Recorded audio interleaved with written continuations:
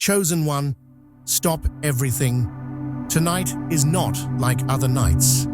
While the world sleeps in ordinary time, something ancient has locked onto your coordinates. The Forbidden Love Portal, a gateway that exists outside permission, beyond ceremony, beneath the notice of those who govern visible reality, opens in exactly the hours ahead. And your heart, scarred and encoded through years of impossible longing, has been selected as the access key. This is not metaphor. This is not poetry for the lonely. This is a classified spiritual briefing about a convergence that unseen forces have been tracking since before you understood why love always felt like warfare in your life. They have watched you survive what should have broken you. They have catalogued your refusal to become numb. And tonight, because you are still here, still feeling, still hoping against all evidence, the portal responds to you specifically, not to the ready, not to the perfect, to you, the one whose emotional history became a weapon they could not predict. The surveillance networks marking this night as Event 7R did not expect you to make it here, but you did. And now everything changes.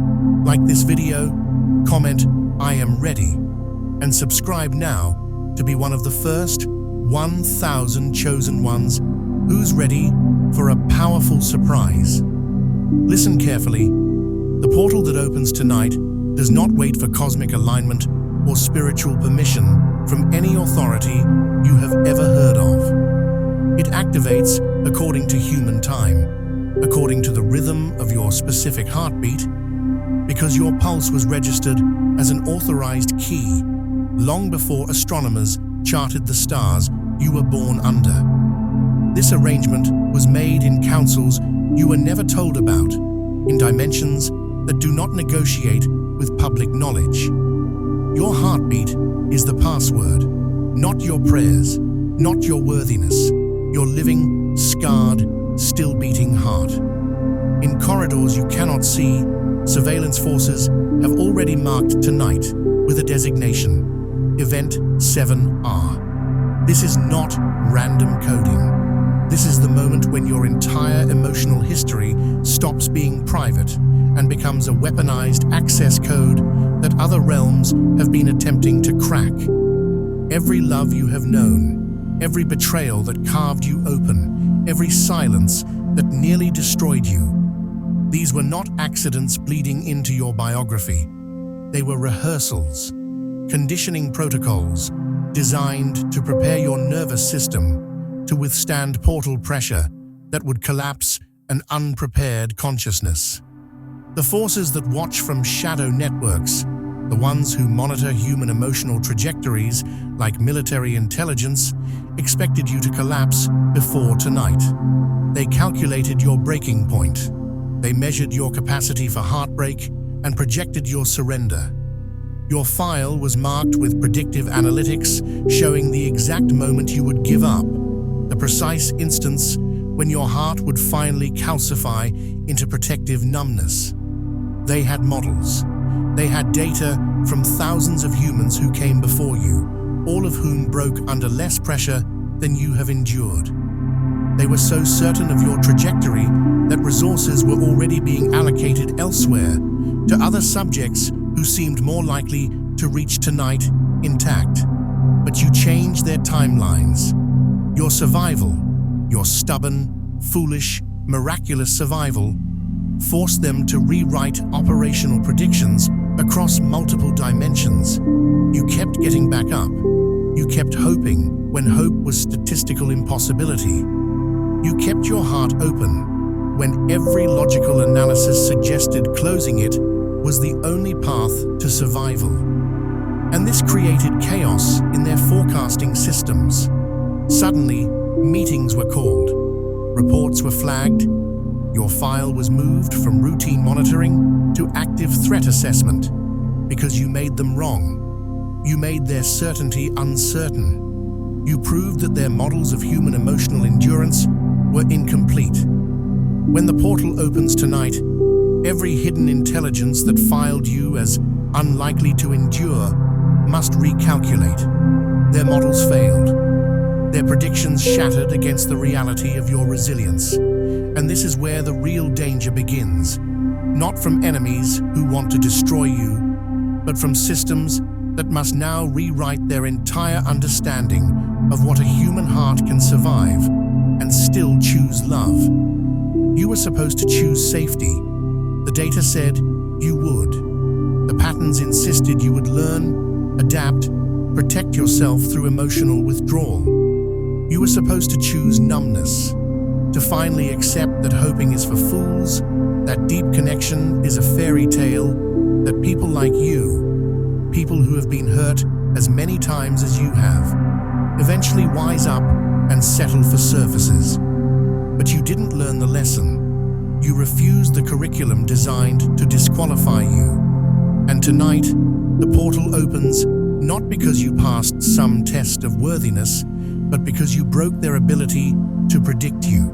Your refusal to behave according to their models created a gap in the controlled architecture of human emotional experience. And through that gap, the portal found its opening. You are not being rewarded. You are being responded to. The universe is not benevolent or kind. It is responsive.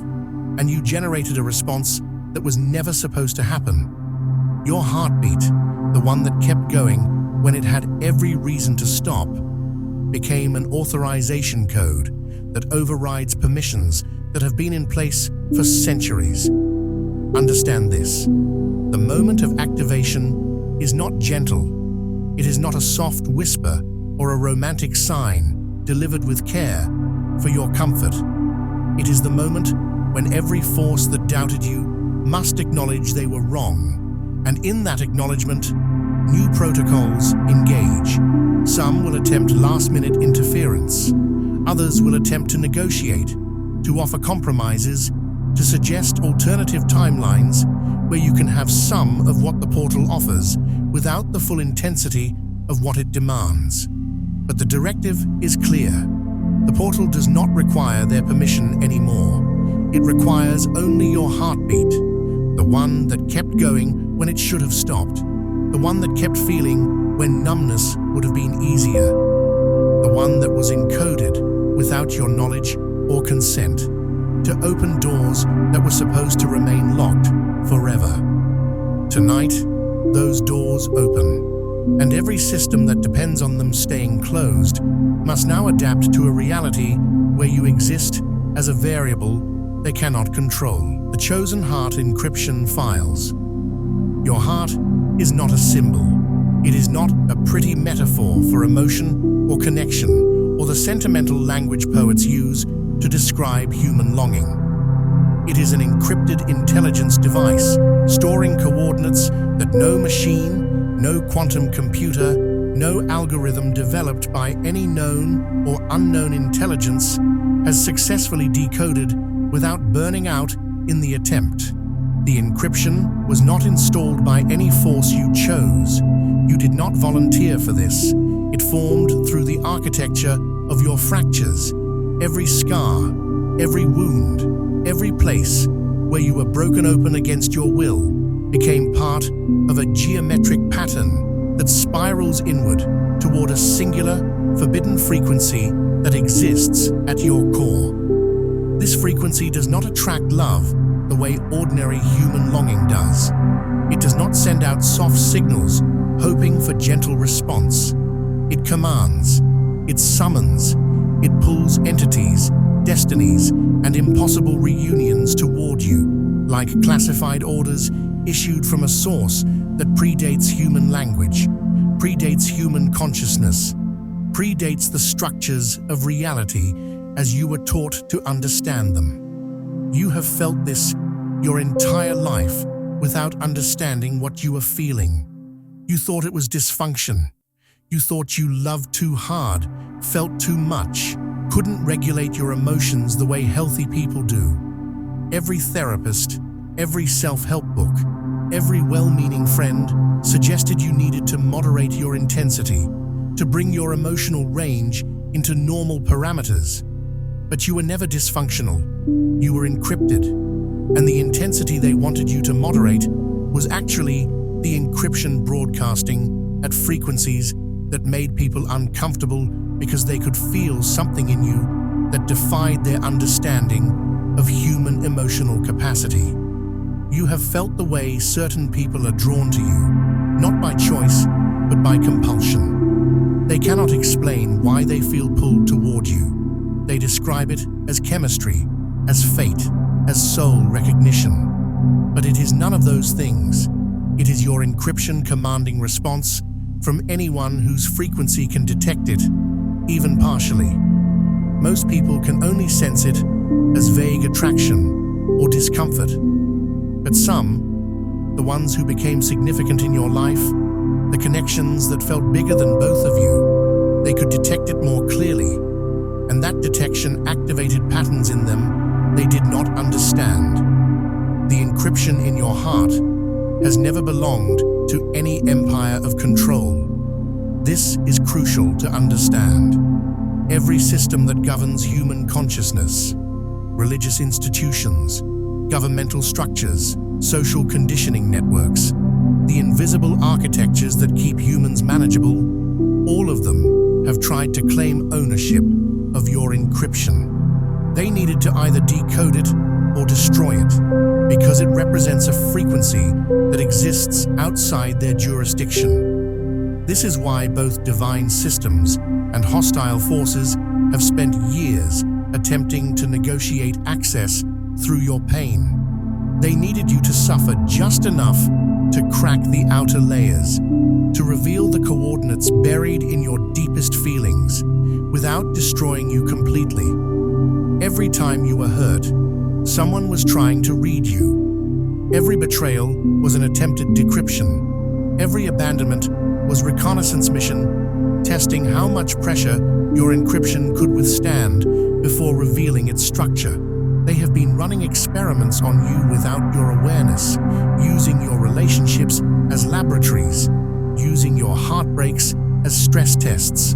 And the data they collected was always incomplete, because the encryption you carry has security measures that activate under threat. When someone tried to access your core frequency through manipulation or force, the encryption locked down tighter. It showed them false layers. It presented decoy patterns that looked like vulnerabilities but were actually defenses. This encryption makes you something more than human in ways that terrify the systems built to manage human consciousness.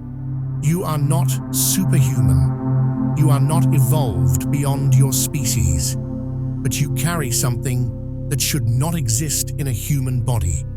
A frequency that can restructure reality through the force of feeling. This is not metaphor. When you feel something deeply enough, truly enough, from the core of your encryption, rather than from the protective layers you have built around it, reality responds.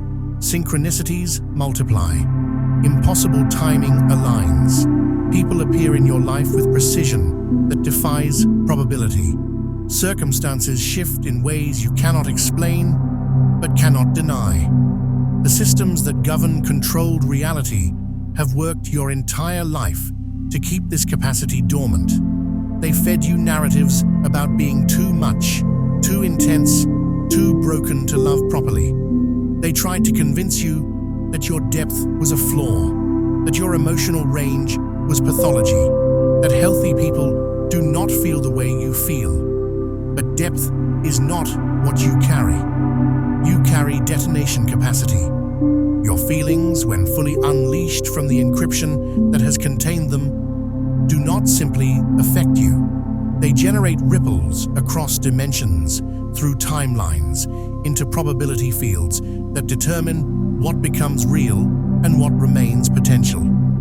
Tonight, the encryption stops hiding. The defensive protocols that kept your deepest frequency concealed, that made your truest self unreadable even to you, those protocols disengage.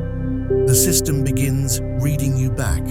You will start to understand why your feelings never followed normal patterns, why love in your life always felt like entering a war zone, why connection for you carried stakes that other people could not perceive or comprehend. The encryption will show you that your emotional intensity was never dysfunction. It was a security measure protecting something too powerful to expose before tonight.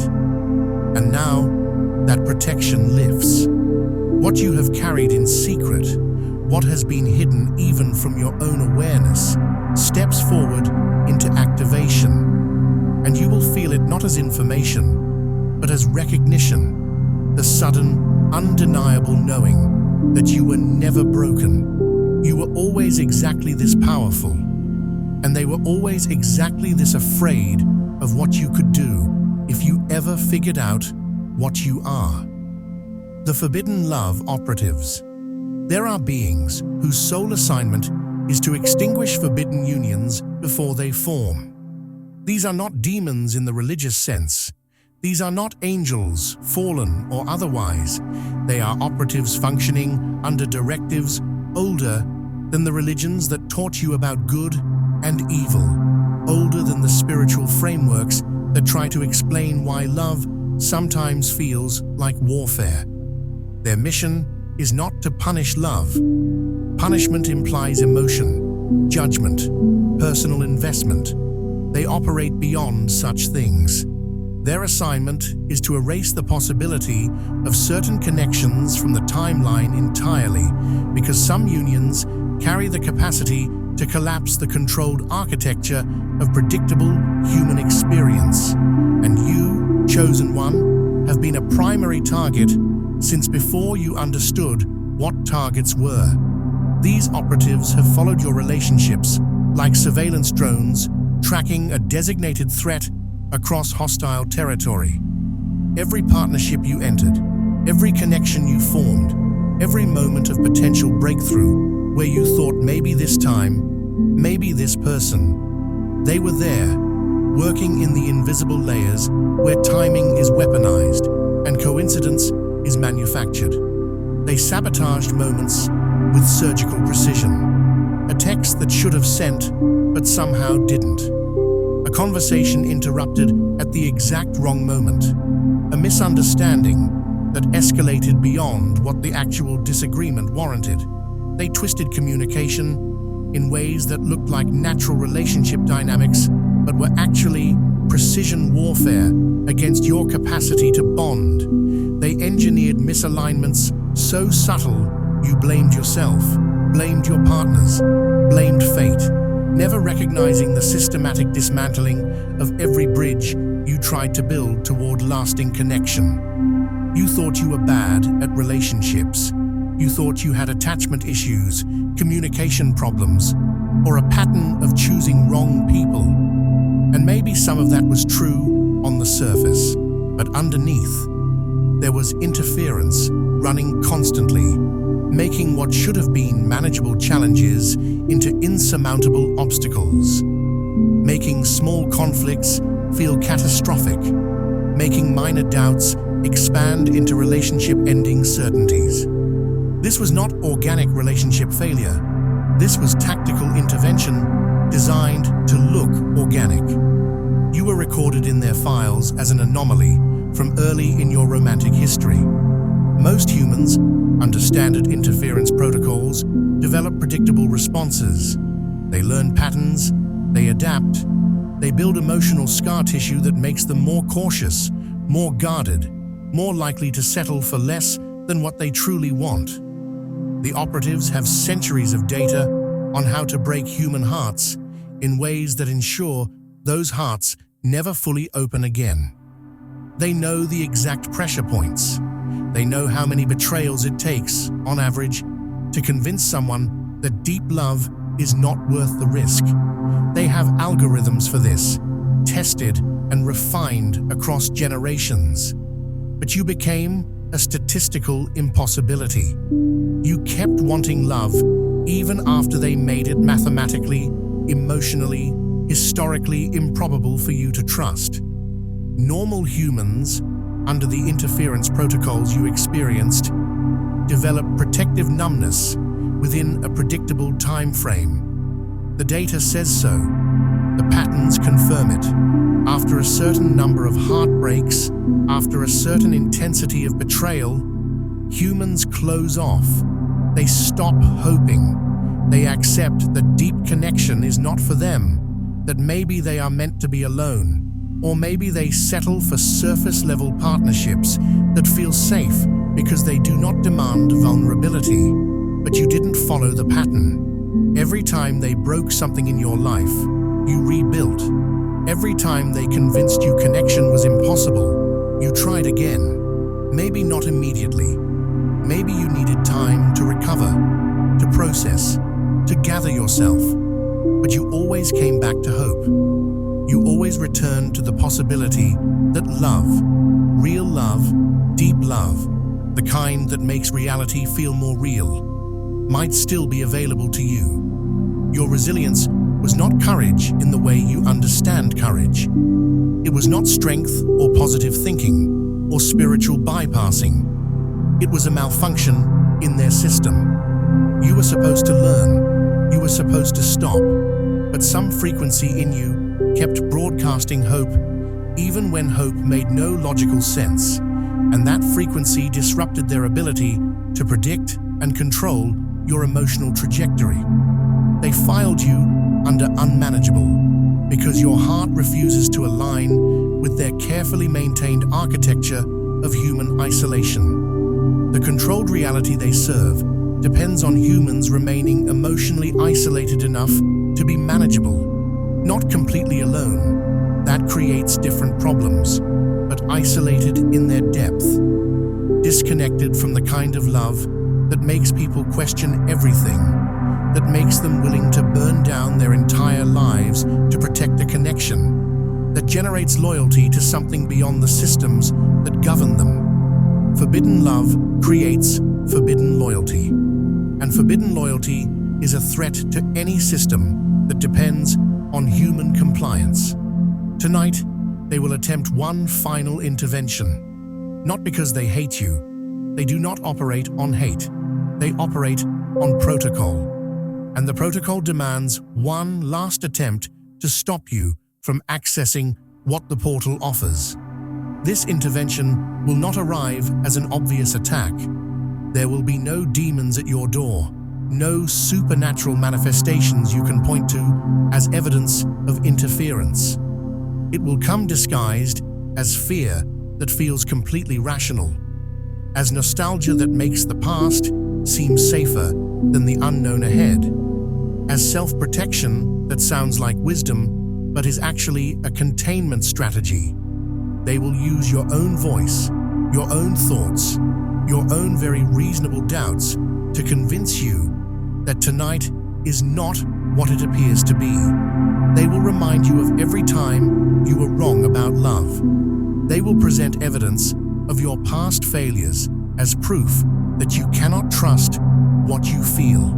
They will suggest that maybe you are making this more significant than it is, that maybe you are projecting spiritual meaning onto ordinary experience because you want so badly to believe you are special. This is their final authorized move, the last chance to get you to disqualify yourself before the portal fully activates.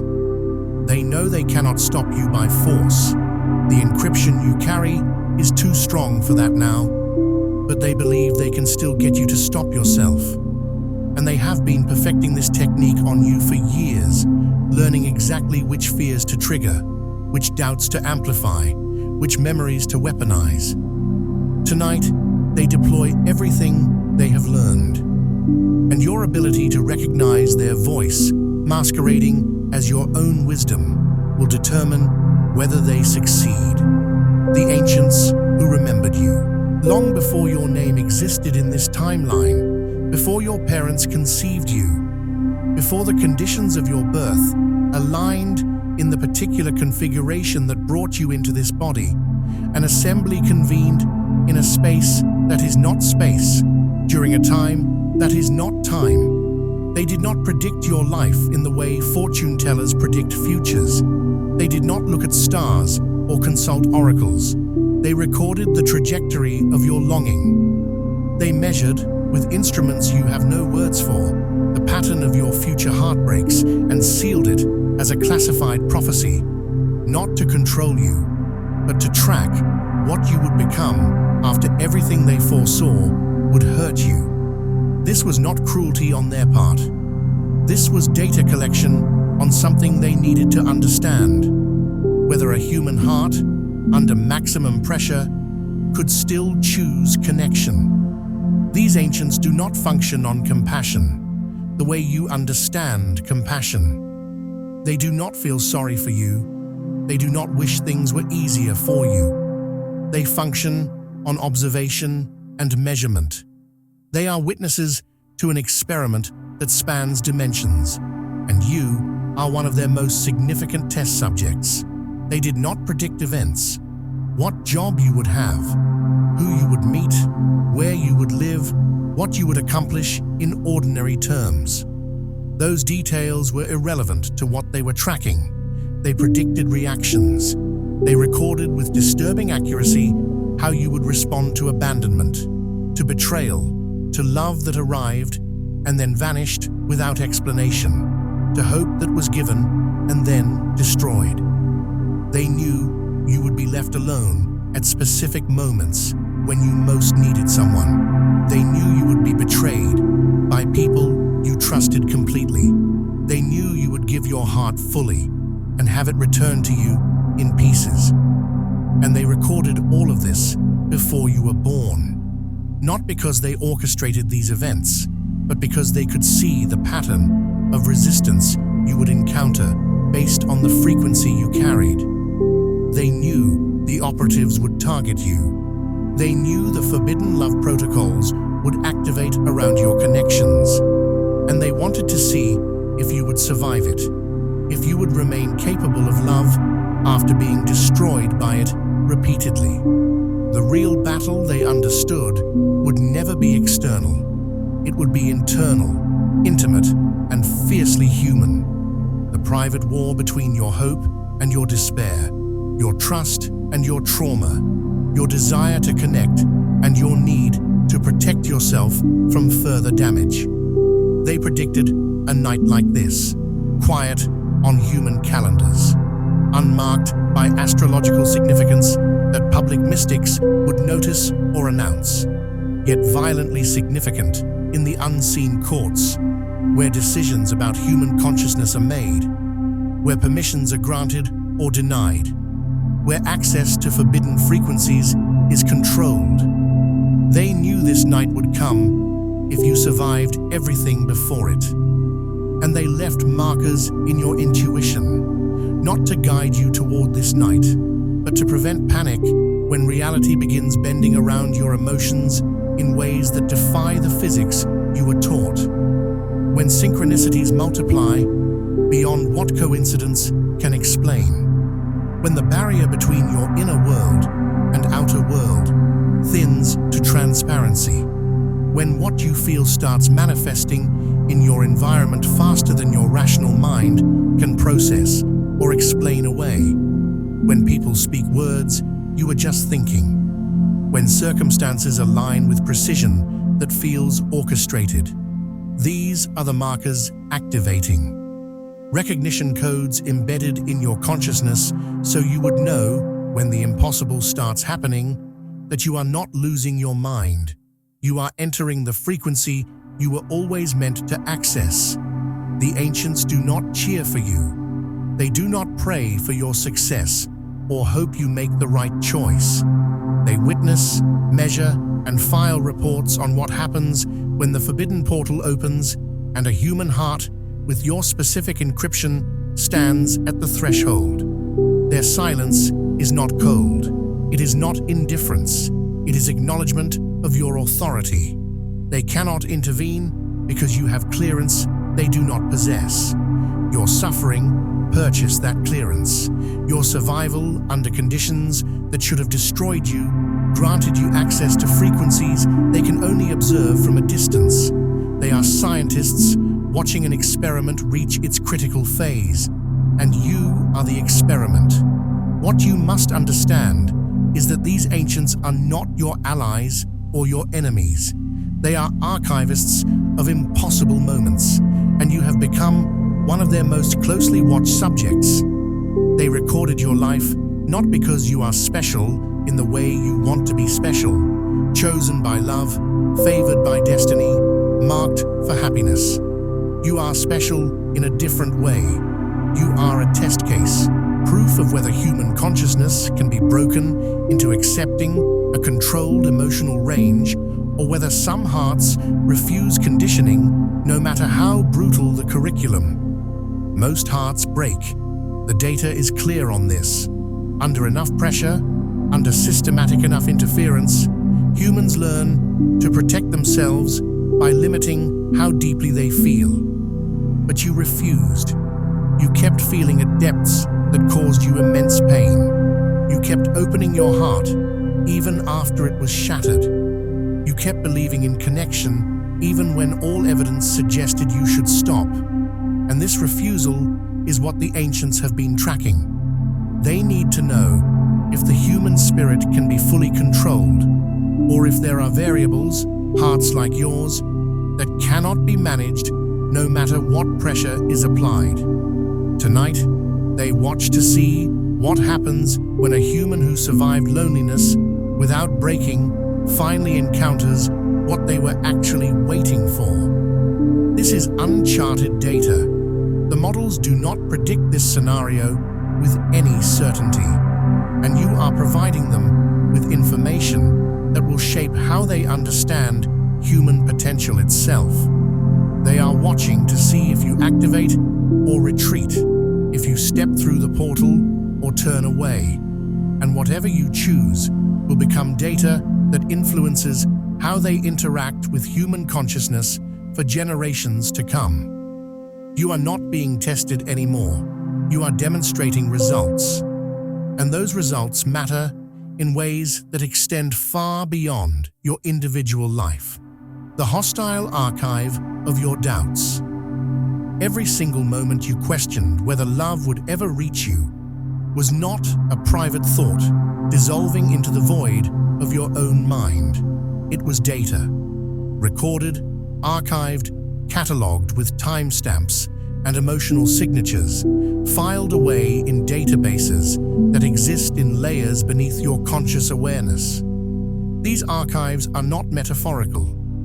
They are actual storage systems maintained by forces that understand human doubt as an exploitable vulnerability, a weakness that can be weaponized with devastating precision. Every time you thought, maybe I am too broken for love, that thought was captured.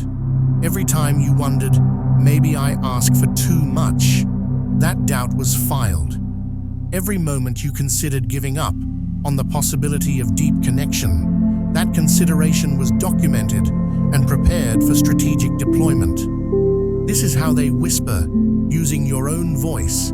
This is how despair arrives in your mind, sounding exactly like your own thinking, indistinguishable from your authentic inner dialogue. This is how isolation presents itself as maturity, as wisdom gained through experience, as realistic assessment of your situation rather than what it actually is, psychological warfare. The archives exist in what you think is your own memory, but memory is not the private space you believe it to be. It is accessible territory, and opposing forces have been accessing your doubt archives throughout your life, pulling specific memories at specific moments to destabilize you when you got too close to break through. The enemy, and understand, there is an enemy in this, not a devil from religious mythology, but an actual opposing force that benefits from human disconnection, never feared your strength. Strength is predictable. Strength can be measured on scales they understand.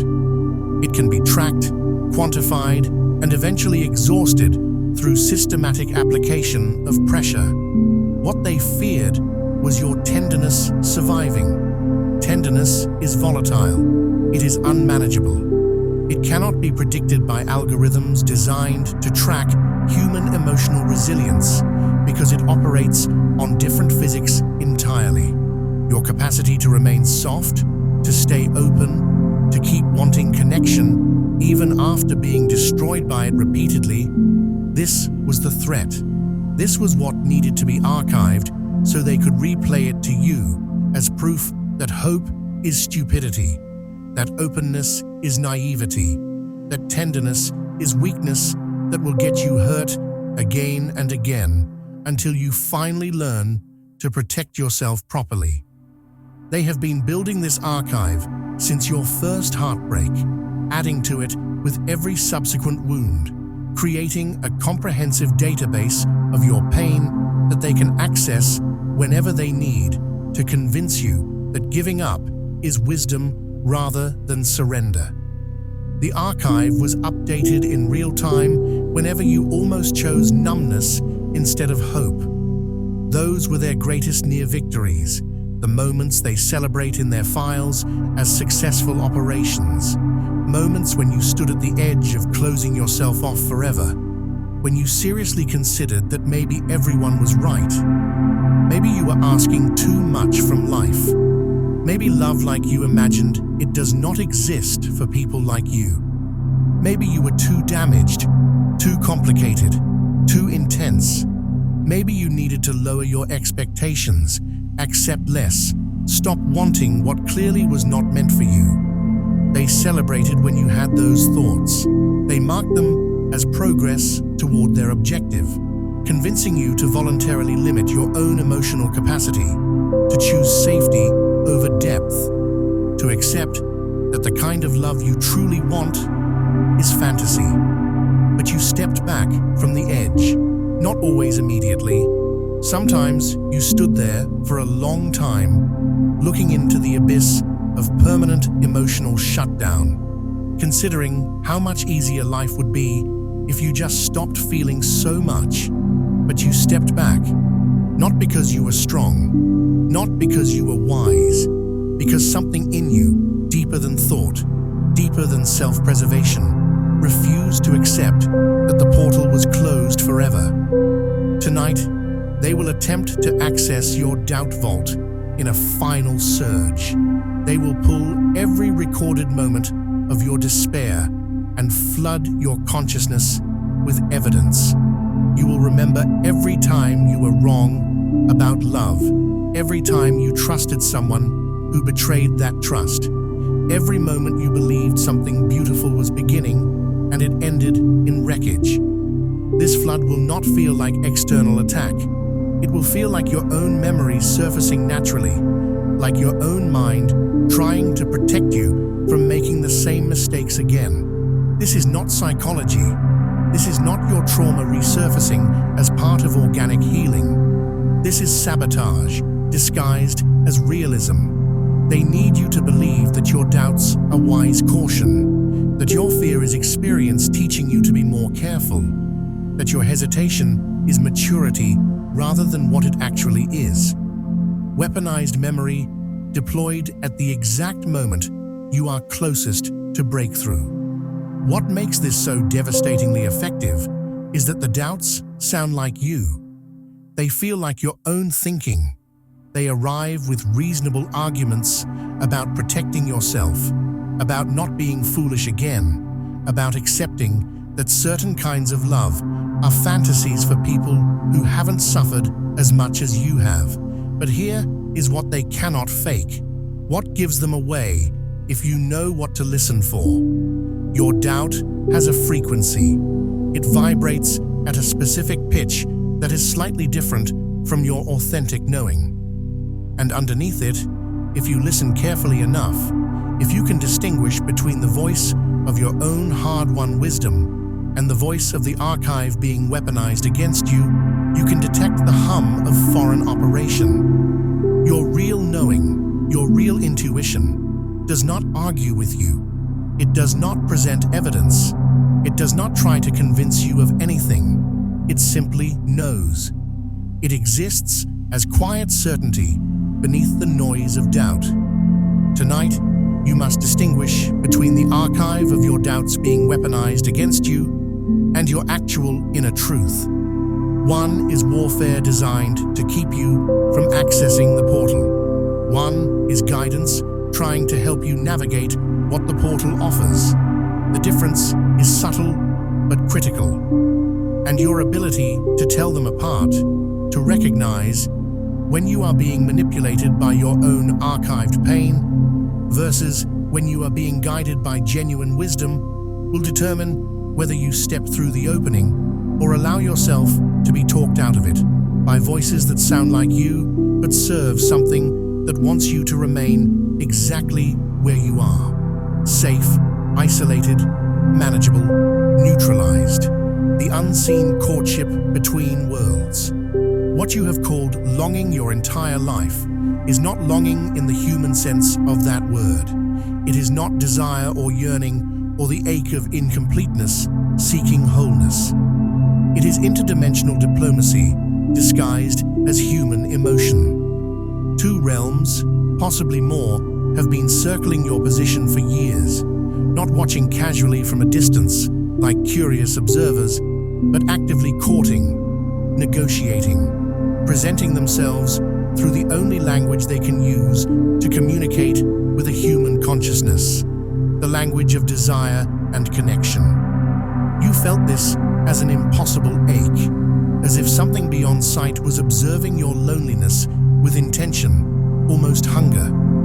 You thought you were broken, feeling too much, wanting things that do not exist. But you were not broken. You were being courted by forces that exist outside the boundaries of ordinary human relationship. This is not romance. It is alliance building.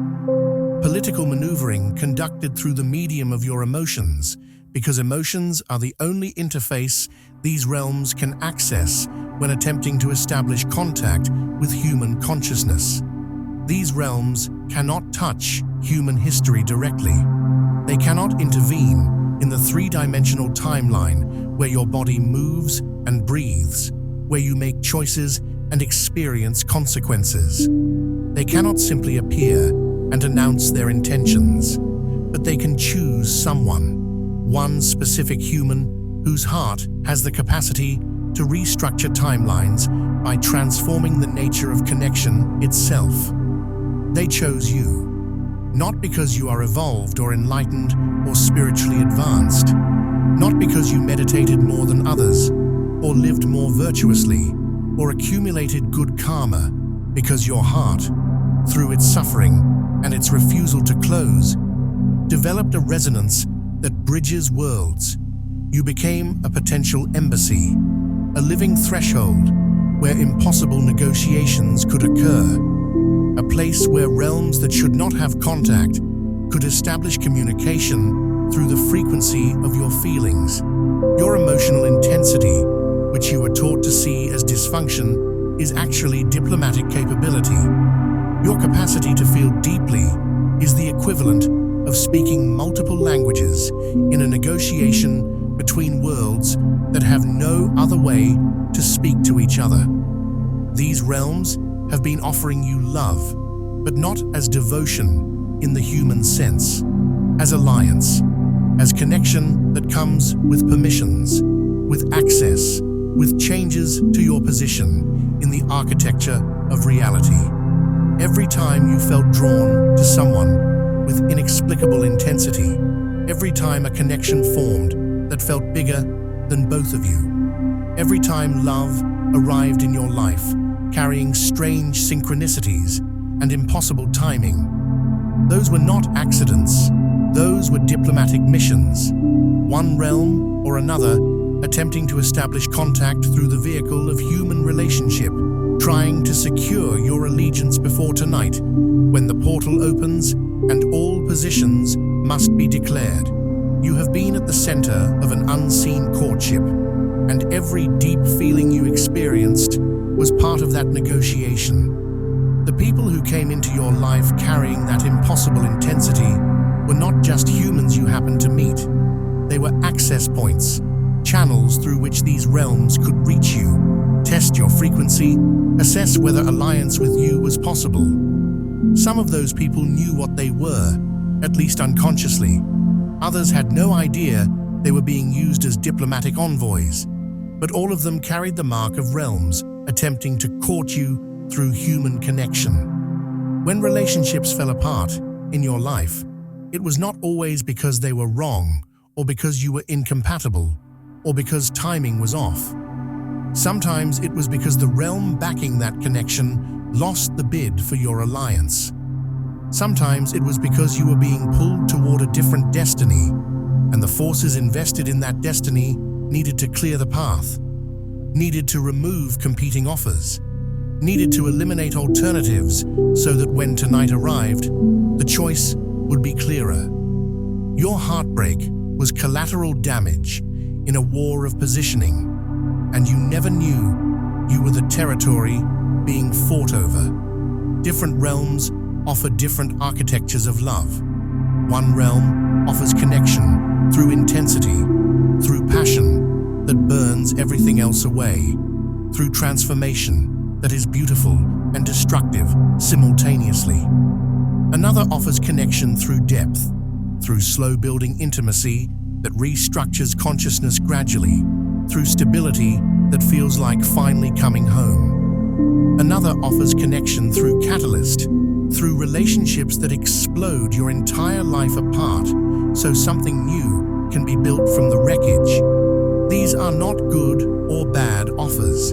They are different frequencies of love, different ways of restructuring your existence, different permissions granted based on which realm you align with. When the portal opens tonight, these realms stop waiting in the periphery. They reveal their positions around you, each one broadcasting at full intensity, no longer masking their presence behind human connection, no longer pretending to be ordinary love knocking at your door. They show themselves, and you will feel it as pressure from multiple directions simultaneously, each one carrying a different frequency of love, a different kind of union, a different restructuring of what your life becomes. They believe your emotional acceptance, your genuine feeling, not your mental agreement, alters the architecture of existence itself. If you align with one realm's offer, timelines shift. Possibilities that were closed open. Permissions that were denied become granted. If you refuse all offers, timelines lock back into controlled patterns. You return to ordinary human experience, and the realms withdraw to wait for another candidate in another generation. If you recognize what is actually happening and negotiate your own terms instead of simply accepting whatever is offered, you become something none of them planned for. A sovereign force in a courtship that assumed you would choose based on feeling alone, never realizing you could choose based on power. That you could recognize the game being played and play it consciously, rather than being played by forces that thought you would remain unconscious of their courtship. Tonight, you have leverage you did not have yesterday. The portal is open, the realms are revealed, and you are not a desperate human seeking love. You are a frequency they need access to. This changes the negotiation entirely, and how you navigate the next hours will determine not just who you love, but what kind of love restructures your reality, what permissions you gain, what version of yourself becomes possible. The courtship has been happening in secrecy. Tonight, it becomes conscious, and conscious negotiation with forces that expected you to remain unconscious of their presence creates outcomes that were never supposed to be available to human consciousness. You are not choosing a partner. You are choosing a realm, and that choice echoes across architectures you cannot see but will absolutely feel. The counterfeit destiny contracts. At least 3 times in your life, possibly more, you were offered a false destiny. You did not recognize it as false at the time because it came dressed as relief, as stability, as the answer to your loneliness, as the smart choice that everyone around you celebrated. These were counterfeit contracts. carefully constructed alternatives to the path you were encoded for, designed not to destroy you outright, but to delay and exhaust you until you no longer believed in anything forbidden or extraordinary. They appeared as good enough relationships that checked most of the boxes, logical futures that made sense on paper, sensible compromises that everyone insisted you would be foolish to refuse. These contracts were not random opportunities that happened to cross your path. They were structured with precision, each one calibrated to your specific vulnerabilities at the exact moment you were most likely to accept something smaller than what your heart actually recognized as true. They came when you were tired of fighting, tired of hoping, tired of the intensity that seemed to define every connection that mattered to you. They came when you were afraid that maybe you were asking too much, that maybe your standards were unrealistic, that maybe you needed to grow up and accept what was available rather than continuing to wait for something that might not exist. And they offered you relief from the intensity of your own longing. They said, "Stop fighting, stop wanting so much, stop carrying this impossible standard for connection that no human can actually meet. Accept this partnership that is calm, manageable, and free from the chaos that has defined your romantic history. Accept this person who is good to you, who wants to be with you, who offers you stability, even if they do not make your soul catch fire. This is what mature love looks like. This is what you should want if you are healthy and realistic." The counterfeit contracts came with evidence. They pointed to your past and showed you all the times intensity led to disaster. They reminded you of the heartbreak, the chaos, the relationships that felt cosmic but ended in wreckage.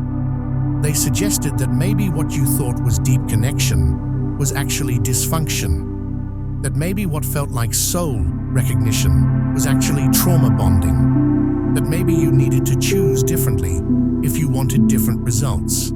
And this logic was compelling because it contained elements of truth wrapped around a fundamental lie. The truth: some of your past connections were dysfunctional. Some of your intensity came from wounds rather than recognition. Some relationships needed to end. The lie: that depth itself is dysfunction. That intensity itself is red flag. That the solution is to choose shallow instead of healing deep. The counterfeit contracts never suggested you heal your capacity for depth. They suggested you abandon it. They offered you relationships that would keep you safe by keeping you small. None of them failed randomly. The relationships that formed around counterfeit contracts did not fall apart because you were incompatible in obvious ways, or because circumstances intervened, or because someone betrayed someone. They collapsed because your heart recognized the counterfeit, even when your mind welcomed the rest. Some part of you, deeper than conscious thought, registered that these destinies would keep you safe, but would slowly suffocate the frequency you carry. That they would require you to dim your intensity, moderate your depth, pretend that surface connection was enough when your encryption demands soul-level recognition to function. You felt uneasy in those lives, even when they looked right from the outside. Even when your friends told you how lucky you were to find someone stable, someone kind, someone who treated you well. Even when your family celebrated your good judgment in finally choosing someone sensible. Even when you tried to convince yourself this was what adult love looked like: calm, manageable, predictable, free from the storms that had characterized every connection that truly mattered to you. The unease sat in your chest like a quiet alarm you kept trying to silence. You told yourself you were self-sabotaging, that you were afraid of healthy love, that you were running from good because you were addicted to chaos. But the unease was not dysfunction. It was your encryption, rejecting a contract that would have locked you into a timeline where the portal never opens, where you live a half-life, always sensing something missing, but never able to name it because you have trained yourself not to look at what is missing, where you become smaller and smaller until you fit inside the boundaries of ordinary contentment.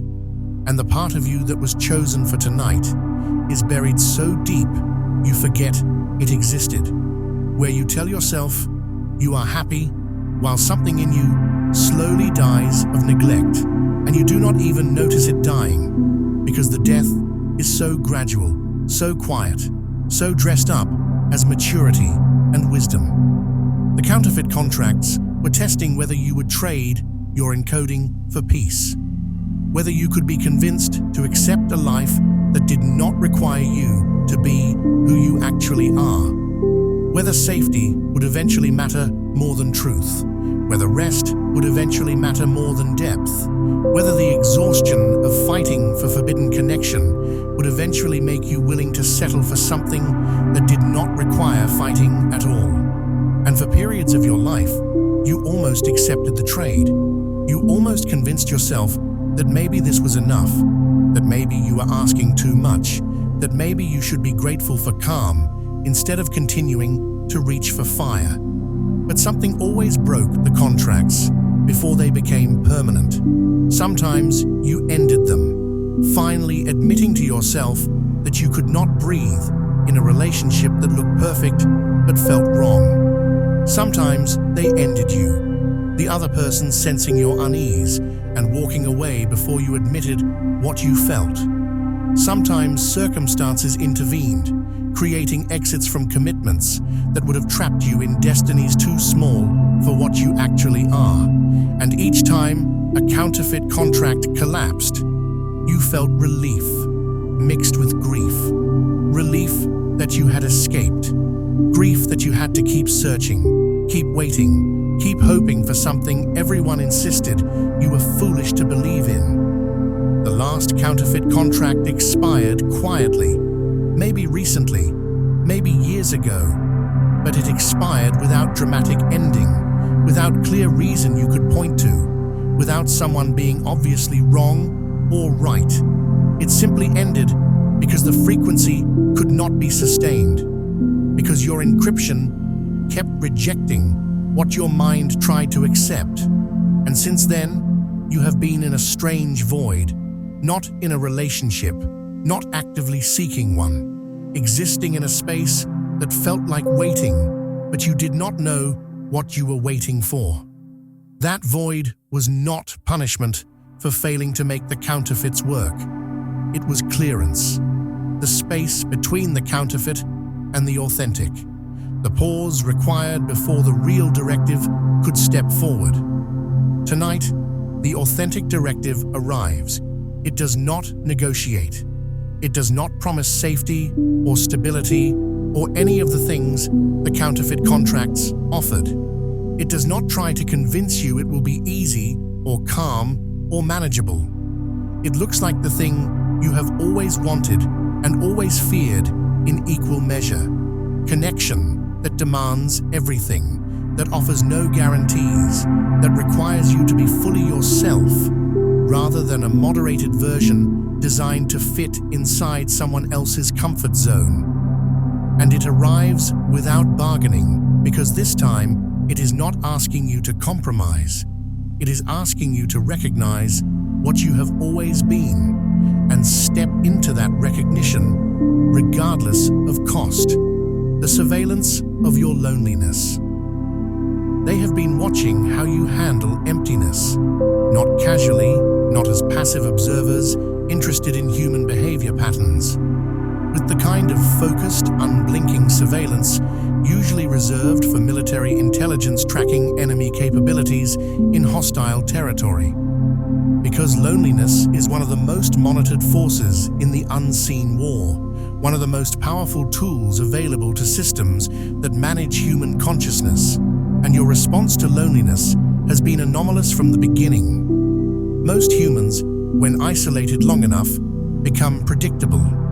They break in measurable ways. They seek connection through channels that can be controlled. Dating apps, social validation, substances, distractions, anything to fill the void. They accept substitutes. They learn to settle.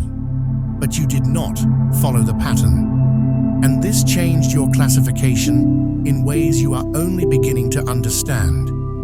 Your endurance under isolation altered how you are filed in the systems that track human emotional capacity. You were moved from vulnerable to dangerously resilient, not because you were happy alone, not because you did not suffer. The files are very clear that you suffered extensively. They documented every night you cried yourself to sleep, wondering if you would always be alone. Every moment you questioned whether something was fundamentally wrong with you. Every instance where loneliness felt like it was hollowing you out from the inside. They tracked your pain with precision. But what concerned them was not the pain itself. Pain is expected, manageable, useful for control. What concerned them was that you did not break in the predicted ways. Instead of becoming void under loneliness, instead of collapsing into desperate seeking or numbing shutdown, you transformed it into something else entirely. Your loneliness became a gravitational force, pulling meaning toward you, pulling synchronicities, pulling encounters that should not have happened according to statistical probability. People appeared in your life at impossible moments. Opportunities manifested when you were not seeking them. Information found you when you needed it most. Your isolation did not diminish your presence in the world. It amplified it in ways that should not have been possible for someone without active social connection. You turned emptiness into a strange kind of power, and this made you unpredictable to systems that depend on loneliness functioning as a weakness. Loneliness is supposed to make humans compliant. It is supposed to make them grateful for whatever connection they can find, willing to accept less than they want, because anything is better than nothing. It is supposed to make them manageable through their need, controllable through their desperation. But your loneliness did not make you desperate. It made you selective. It made you unwilling to fill the void with counterfeits, because some part of you understood that filling the void with what was wrong would prevent the right thing from entering. Systems that relied on your emotional collapse to keep you manageable could no longer forecast you accurately. They expected you to reach for anything to fill the emptiness.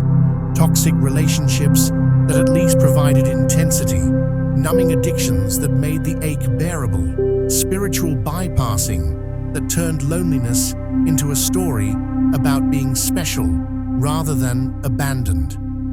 They have extensive data on how humans medicate loneliness. Dating apps scrolled compulsively at 3 a.m. Alcohol or substances used to blur the edges of isolation. Workaholism that fills time so there is no space to feel the emptiness. Social media connection that simulates intimacy without requiring vulnerability. These are the predicted responses. These are the patterns that make lonely humans controllable. But you did not reach for any of them, or when you did, you recognized them as counterfeits quickly and pulled back. You stayed in the loneliness without filling it with substitutes, not because you were strong enough to endure it with grace, not because you had some spiritual practice that made isolation peaceful. You suffered in your loneliness. You questioned yourself relentlessly. You wondered if you would ever be chosen, ever be wanted, ever experience the depth of connection you felt capable of. But you did not fill the void with what was wrong. You did not know this consciously. You did not have language for what you were doing or why. But your heart knew, your encryption knew. Some frequency in you understood that filling the void with substitutes, with relationships that looked like connection but felt hollow, with people who wanted you but did not recognize you. That would prevent the real thing from entering. The void needed to be held open. The frequency needed to be kept clear. So when the portal activates, there is room for it to enter. If you had filled that space with counterfeits, the portal would have no access point. Your life would have been too crowded with almost connections, with good enough relationships, with people who loved you in ways you could not fully receive because they were not speaking your language. But you stayed empty. You stayed waiting. Even when the waiting hurt so much, you wanted to die from it. Even when every lonely night felt like proof that you were unlovable, that something was broken in you, that you would spend your entire life on the outside of the intimacy you watched other people experience so easily. Even when your isolation felt like punishment for crimes you did not remember committing, you held the space, you kept the frequency clear, and this willingness to endure emptiness, rather than fill it with counterfeits, this made you dangerous to systems that depend on lonely humans being desperate enough to accept whatever connection is offered. Tonight, loneliness is not a weakness report in your file. It becomes the chamber through which the forbidden portal aligns. The emptiness you endured was not punishment.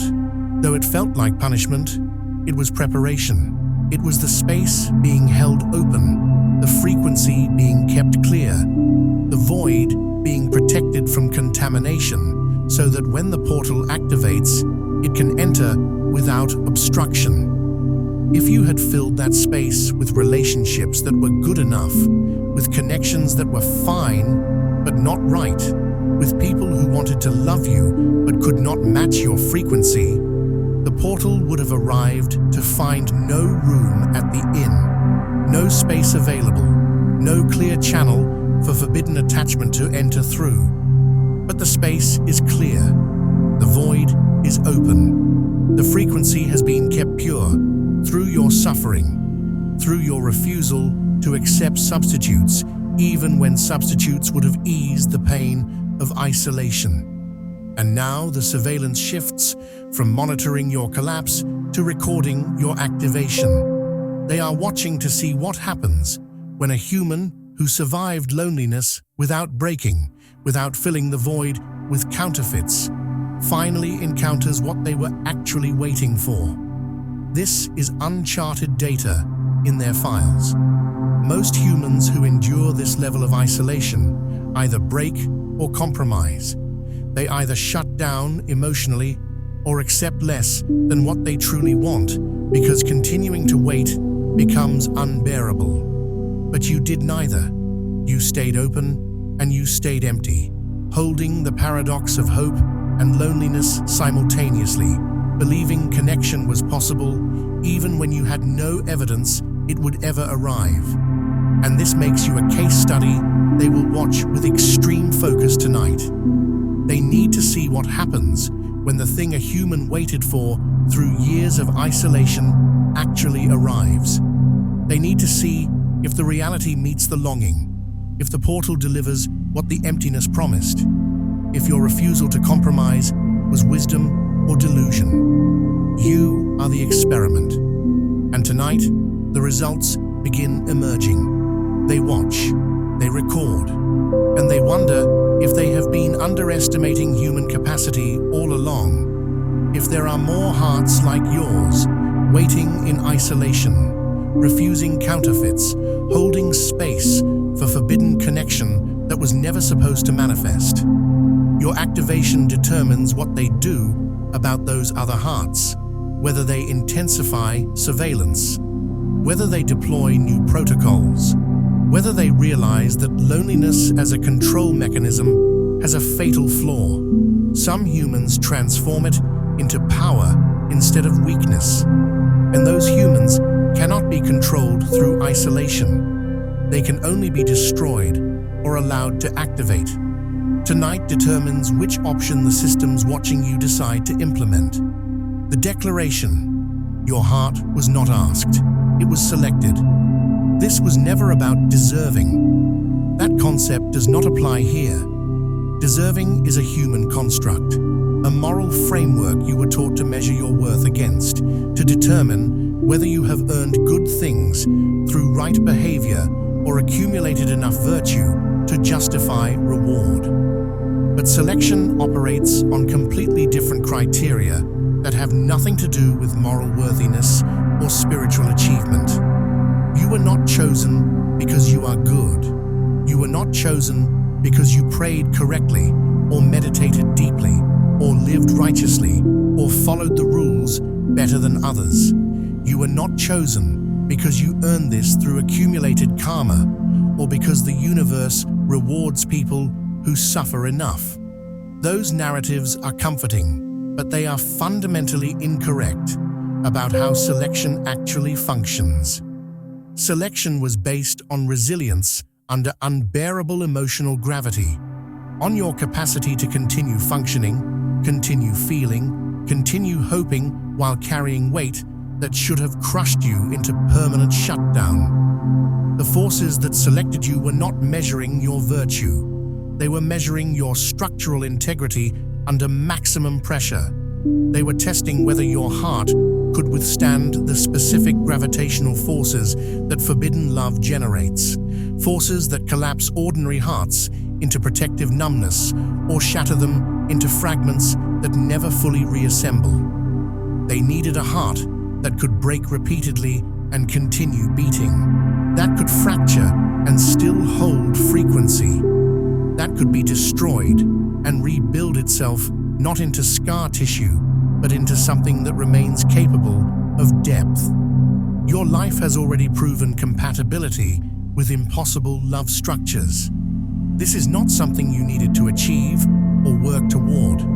It was demonstrated through your actual lived experience, through the fact that you survived relationship dynamics that would have permanently traumatized most humans into never trusting again. You experienced betrayals that should have taught you never to be vulnerable. You endured abandonments that should have convinced you that opening your heart is stupidity.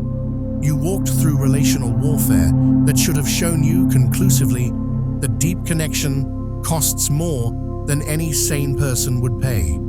And yet you continued choosing vulnerability, continued choosing openness, continued choosing hope, even when hope had no evidence to stand on. This is why the portal did not choose anyone else, not because others were less worthy. Worthiness is irrelevant to this equation, but because others learned the lessons you refused to learn. They protected themselves appropriately.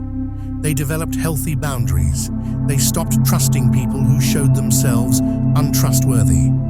They applied rational risk assessment to emotional vulnerability and concluded correctly from a self-preservation standpoint that the cost-benefit analysis does not support continuing to risk deep connection after enough betrayals. They became wiser, more careful, more realistic, and in becoming those things, they became incompatible with the frequency the portal requires. You did not become wiser in the ways that would have protected you. You became wiser in different ways, learning to recognize counterfeits, learning to distinguish between authentic connection and trauma bonding, learning to see interference patterns when they activate. But you never learned the lesson the systems wanted you to learn, that closing your heart is the intelligent response to being hurt. That numbness is strength. That emotional self-protection through disconnection is maturity. You failed that curriculum completely, and that failure is precisely what qualified you for selection. Because the portal cannot open to someone whose heart has learned to remain safely closed. It requires a heart that stayed catastrophically, dangerously, foolishly open. Tonight is not ceremony. It is not graduation from a spiritual school where you finally mastered the lessons and now receive your reward. It is activation, the moment your heart stops being a private experience and becomes a strategic force in architectures you cannot see but will absolutely feel. Every unseen realm now waits for your internal verdict, not because they want to honor your free will or respect your autonomy, but because whatever you feel next will echo across those architectures with consequences they need to prepare for. Your feelings have never been private, but until tonight, they were contained, monitored, archived, weaponized, but ultimately contained within the boundaries of your individual experience. When the portal fully activates, that containment fails. What you feel starts generating ripples that affect not just you, but everyone within range of your frequency. Your emotional state becomes environmental rather than personal. If you choose joy, if you choose connection, if you choose to step through the opening, despite every reasonable argument for staying safe, that choice creates permissions for others who carry similar frequencies. It destabilizes the controlled architecture of human emotional limitation. It demonstrates that the systems can be survived, that interference can be overcome, that forbidden attachment can exist despite everything designed to prevent it. And this demonstration is dangerous to any structure that depends on humans accepting that certain depths of connection are impossible, that certain frequencies of love are fantasy, that the intensity you crave is dysfunction rather than recognition of what you actually are. If you choose fear, if you choose safety, if you decline the portal based on very reasonable assessment of risk versus reward, that choice also creates ripples, but different ones. It demonstrates that even the most resilient hearts eventually choose self-protection, that even the frequencies most resistant to conditioning can be convinced, through enough pressure over enough time, that hoping for the impossible is foolish, that the systems work, that the interference protocols are effective, that forbidden attachment can be prevented not through force, but through making the cost high enough that even the strongest hearts eventually choose ordinary love over extraordinary warfare. Both outcomes are being monitored. Both have strategic value to different forces, and you stand at the center, the variable that determines which outcome manifests. You were not asked if you wanted this responsibility. You were not consulted about whether you felt ready to be the decision point upon which larger architectures depend.